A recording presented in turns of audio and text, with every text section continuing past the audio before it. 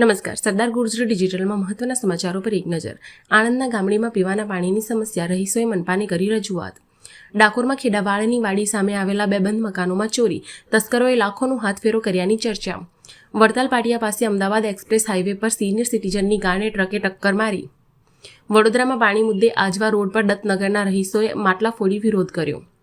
અમદાવાદમાં કાર ચાલકે police કર્મીને bonnet પર 1.5 કિલોમીટર ઢસડ્યો, એકની ધરપકડ. જગ્યા ફાળવવા છતાં વડોદરા ગ્રામ્યની નવી ડીઈઓ કચેરી બનાવવાની જાહેરાત 1 વર્ષથી માત્ર કાગળ પર. રાજસ્થાનમાં બાળકોના કોળિયા છીનવતું 2000 કરોડનું કૌભાંડ. એસીબીએ મધ્યાહન ભોજન યોજનામાં ભ્રષ્ટાચારનો પર્દાફાશ કરીને 21 મોટા નામો સામે એફઆઈઆર નોંધી. મુસ્લિમ દેશોના સંગઠનોની ભારતની આંતરિક બાબતોમાં દખલગીરી. કાશ્મીરમાં કલમ 370ની પુનઃસ્થાપનાની કરી માંગ. ઈરાનના 100 શહેરોમાં મોંઘવારી વિરુદ્ધ હિંસક પ્રદર્શનો, પોલીસ સહિત 45ના મોત. અમેરિકાના વાણિજ્ય સચિવનો મોટો દાવો. પીએમ મોદીએ ટ્રમ્પને ફોન ન કર્યો એટલે અટકી ગઈ ટ્રેડ ડીલ.